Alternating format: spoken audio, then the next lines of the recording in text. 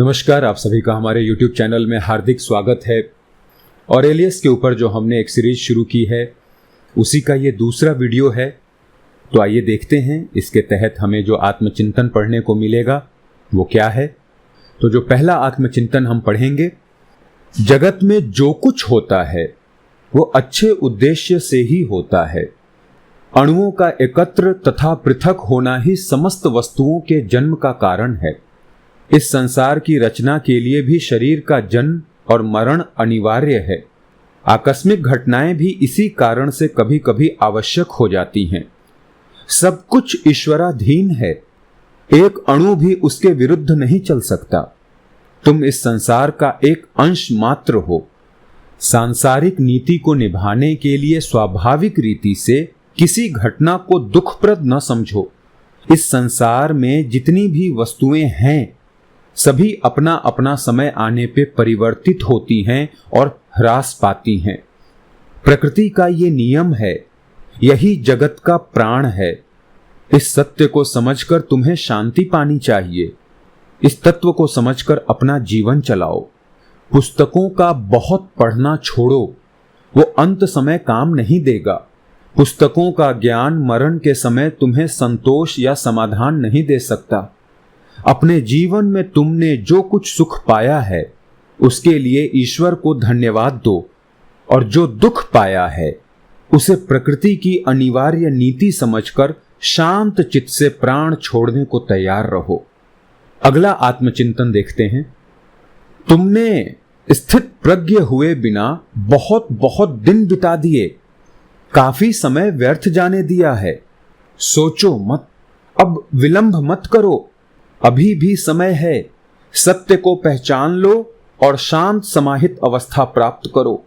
ये संसार जिसके तुम एक अंग हो किस प्रकार का है? सारे ब्रह्मांड को चलाने वाली पराशक्ति कौन सी है? तुम उस शक्ति रूपी अग्नि से उड़ी हुई एक चिंगारी हो। तुम्हारे लिए निश्चित समय बहुत अल्प है, अतः ज्ञान के प्रकाश को शीघ्र प्रवेश करने दो और अंधकार आवरण को जो तुम्हारी बुद्धि पर छाया हुआ है हटा लो। आयु की अवधि को कोई नहीं जानता। जल्दी नहीं करोगे तो हो सकता है कि बाद में अवकाश ही न मिलने पाए। तुमने एक अच्छे कुल में मनुष्य का जन्म पाया है। तुम्हारा जो स्वाभाविक धर्म है उसे बिना किसी आडंबर के उदार हृदय से पालन करो। जीव दया, स्वावलंबन, न्याय, इन तीनों वस्तुओं को कभी भूलना नहीं। इसी से शांति पाओगे। कोई भी काम करो लगन के साथ करो और ये सोच कर करो कि फिर उसे करने का मौका शायद ही कभी मिले। विवेक को बिगाड़ने वाले राग द्वेष आदि को छोड़ो। अहंकार, दंभ, ईश्वर के प्रति असंतोष, इन दुर्भावनाओं को मन में स्थान न देकर अपने कर्तव्यों का पालन करो। तुम्हें मालूम हो जाएगा कि धर्म से विचलित न होकर शांत चित्त से जीवन व्यतीत करना बहुत कठिन नहीं है। अरे भाई, क्यों विनाश की ओर जा रहे हो? तुम्हारी आत्मा को सुधारने के लिए तुम्हें दी हुई अवधि समाप्त हो जाएगी, तब क्या करोगे? जरा सोचो तो, तुम बूढ़े होते जा रहे हो, अभी तक ज्ञान प्राप्त नहीं किया। अपनी आत्मा की चिंता करो, दूसरों के भरोसे जीना चाह रहे हो। हे मूर्ख मन, बाह्य वस्तुओं से तुम क्यों व्यग्र होते हो? किसी अच्छे कार्य में मन लगाकर अपने दुख को भूलने का प्रयत्न करो। असली चीज को न पहचान कर नाना प्रकार के कार्यों में लगकर जीवन यूं ही समाप्त कर देना मूर्खता है। अपने आचरण और अपने विचार को कर्तव्य धर्म से नियंत्रित करो, यही शांति का मार्ग है। दूसरों के मन में क्या विचार आ रहे हैं, वे क्या सोचते हैं, क्या नहीं सोचते, आदि विचारों को छोड़ो। उससे दुख के सिवाय और कुछ नहीं मिलेगा। अपने हृदय की जांच न करके दूसरों के मन की अवस्था की चिंता करने से कोई लाभ नहीं। क्रोध से किए जाने वाले अपराध से, लोभ से किए जाने वाले अपराध में अधिक पाप है। क्रोधावस्था में मनुष्य स्वयं कुछ दुख पाता है, किंतु अन्य अवस्था में जब वह कोई अपराध करता है तो साथ साथ वो स्वयं किसी स्वाभाविक दुख का अनुभव नहीं करता। अगला आत्मचिंतन पढ़ते हैं। तुम्हें सदा एक बात का स्मरण रहे, बहुरूपी होने पर भी वास्तव में संसार एक ही है। व्यक्ति और समष्टि के लक्षण तथा दोनों के बीच जो संबंध है उसे जानने और समझने का प्रयत्न करो। उस संबंध को बिगाड़ना नहीं चाहिए। समष्टि के स्वाभाविक ढंग के अनुसार तुम्हारा भी व्यवहार रहना चाहिए। तुम उसी के एक भाग हो। अगला आत्मचिंतन पढ़ते हैं।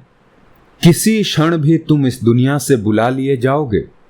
बात करते, काम करते, कोई विचार करते इस बात का ध्यान रखो और मौका आने पे प्राण छोड़ने को तैयार रहो। मरण में दुख ही क्या है? मनुष्यों से बिछड़कर देवताओं के पास जाने में बुरा क्या है? देवता तुम्हें किसी प्रकार का कष्ट न देंगे।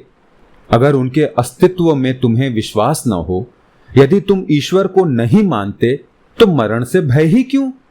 मैं तो कहूंगा कि ईश्वर है, वही इस सारे ब्रह्मांड का त्राता है। मनुष्य को अपने आप को विपत्तियों से बचाने के लिए आत्मरक्षा के तरह तरह के उपाय मालूम हैं। वे भगवान के ही दिए हुए हैं। वास्तविक कष्टों से बचने के लिए मनुष्य के पास उपाय है। जो कष्ट अनिवार्य हैं, वे वास्तविक कष्ट नहीं हैं। बाह्य वस्तुओं का प्रभाव आत्मा पर नहीं पड़ना चाहिए। जब तक आत्मा को हानि नहीं पहुंचती, तब तक हानि वास्तव में हानि ही नहीं। यदि वो हानि सच्ची होती तो उससे बचने का उपाय भी जरूर रहता। ईश्वर मनुष्यों के कष्टों को समझता है, कष्टों से बचाता भी है। इस दुनिया में सज्जन और दुर्जन दोनों को ही सुख और दुख भोगने पड़ते हैं। सज्जनों पर कम कष्ट पड़े, दुष्टों पर अधिक, ऐसा दिखने में नहीं आता। जिसे हम सुख दुख समझते हैं, यदि वो वास्तव में सुख दुख है तो ईश्वर ऐसा कभी न होने देता। हर एक मनुष्य का सुख और दुख, भला और बुरा उसी के हाथ में है। आदर और अपमान, कष्ट और आराम, धन और दारिद्र्य लोगों के गुणों के अनुसार नहीं पाए जाते।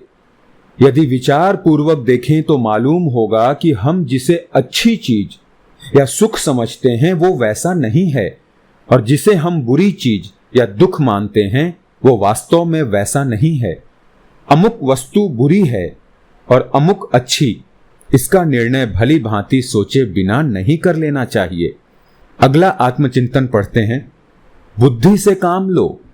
संसार की समस्त वस्तुएं अति शीघ्र नष्ट हो जाती हैं। ये शरीर नश्वर है, बिखर कर पंचभूतों के साथ मिल जाता है और थोड़े ही समय में शरीर के जाते ही उस मनुष्य का स्मरण भी चला जाता है जिसका वो शरीर था। इन वस्तुओं का क्या तत्व है? किसी वस्तु में हमको सुख का भ्रम होता है और हम उसके मोह में फंस जाते हैं।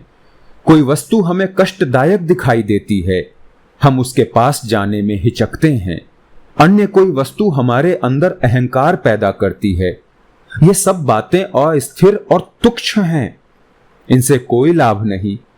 वास्तव में किस कार्य में श्रेय है, किस प्रकार के मनुष्यों के संपर्क से हमारा मान बढ़ता है, मरण वास्तव में क्या चीज है, इन बातों पर हम विचार करें। जगत प्रकृति के स्वभावानुसार चलता है। प्रकृति की नीति से बच्चे डर सकते हैं, उससे बड़े क्यों घबराएं? मनुष्य का मरना केवल स्वाभाविक ही नहीं, प्रत्युत मरण से ही जीवन की उत्पत्ति है। जो विवेकवान है वो इन्हीं बातों का चिंतन करता है। ईश्वर के निकट जाने का मार्ग कौन सा है? अपने हृदय का कौन सा अंश दैवी है, अर्थात परमात्मा के निकट रहता है। धन्यवाद। काफी गूढ़ बातें हैं, हर बातों पे विचार करना है, हमें समझना है क्या कहा गया। और अगर जहां तक संभव हो, जैसे पिछले एक आत्मचिंतन में आपने पढ़ा होगा कि पुस्तक हमें अंत समय में काम नहीं देंगे, तो हम पुस्तक पढ़ने पे जोर तो देते हैं, लेकिन सिर्फ पढ़ना नहीं है, उसे हमें अपने निजी जीवन में, प्रैक्टिकल जीवन में, व्यवहारिक जीवन में उतारना भी है, तभी मतलब है। नहीं तो बात सत्य है, आप पढ़ डालिए पुस्तक, लेकिन कुछ लाभ होने वाला है नहीं अगर हम उसे अपने जीवन में न उतारें। तो धन्यवाद।